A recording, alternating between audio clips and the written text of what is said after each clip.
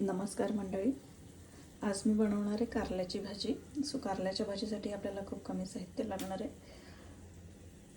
अर्धा तास मी हे कारलं चिरून मिठाच्या पाण्यात ठेवलं आहे आणि पाणी काढून टाकलं आहे. त्यानंतर लागणार आहे थोडा कांदा, शेंगदाण्याचा कूट, मिरची, ठेचलेला लसूण, चिरलेली कोथिंबीर, थोडं मीठ आणि अर्थातच मसाल्याचा डब्बा आपल्याला लागणार आहे. जिरं, मोहरी आणि थोडी हळद. चला तर मग सुरुवात करूया. मी इथे एक घेतली लोखंडाची कढई. त्यात मी थोडं तेल टाकतोय. तेल तापल्यानंतर आपण त्यात टाकणार आहे थोडं जिरं, मोहरी,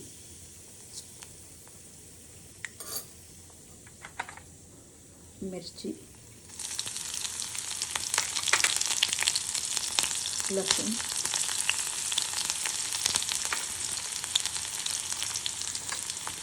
आणि कांदा.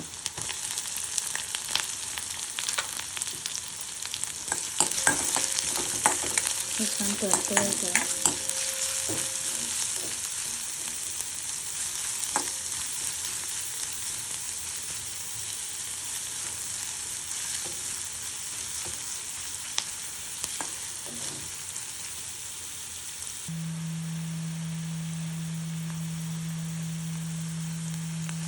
कांदा छान गुलाबी रंग परतला आपण केला.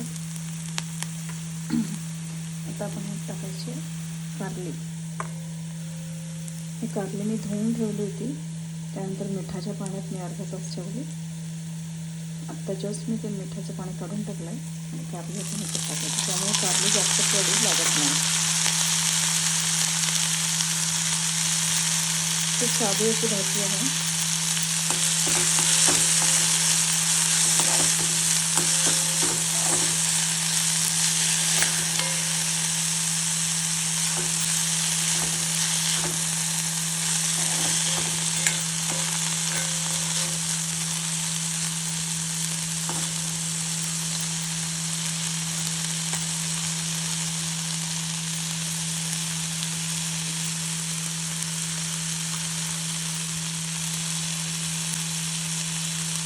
आता आपण ह्याच्यावर झाकून ठेवणार आहे 2 मिनिटासाठी आणि ह्याला शिजवून घेणार आहे.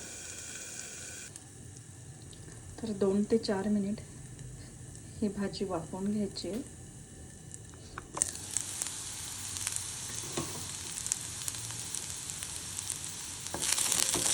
छान शिजली आहे कारल्याची भाजी. आता ह्यात आपण टाकायचं आहे दाण्याचं पीठ आणि थोडंसं मीठ आपण कारली पाण्यात ठेवली होती त्यात पण टाकलं होतं, त्यामुळे थोडं कमीच मीठ टाकायचं आणि परतून घ्यायची.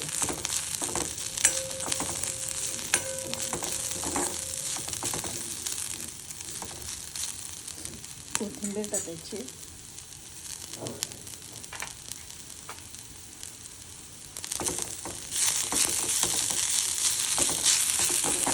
कोथिंबीर भरपूर टाकली की भाजीला छान चव येते.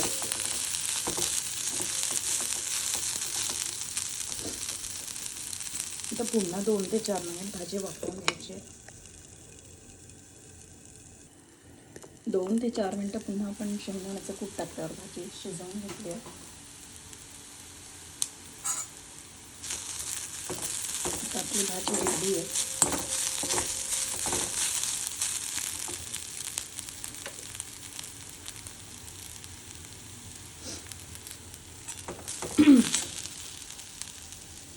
शेवटी थोडासा लिंबाचा रस पिळायचा आहे भाजीत.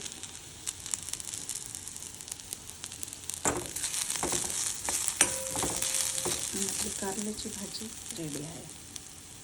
ही भाजी शक्यतो तुम्ही लोखंडाच्या कढईत करा. ह्याची टेस्टही खूप छान येते आणि ह्याचे गुणधर्मही खूप वाढतात. अशी भाजी आपल्या शरीरासाठी खूप छान असते.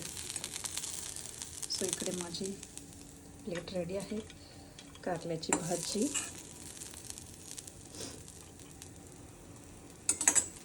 लोणचं आणि पोळी. हा आहे माझा आजचा रात्रीचा जेवणाचा भाग. यासोबतच मी बनवलं आहे शेवग्याच्या शेंगांचं सूप, पावसाळ्यात हे सूप खूप छान लागतं. तुम्ही नक्कीच ट्राय करा. नेक्स्ट एपिसोडमध्ये मी नक्कीच याची रेसिपी शेअर करेल.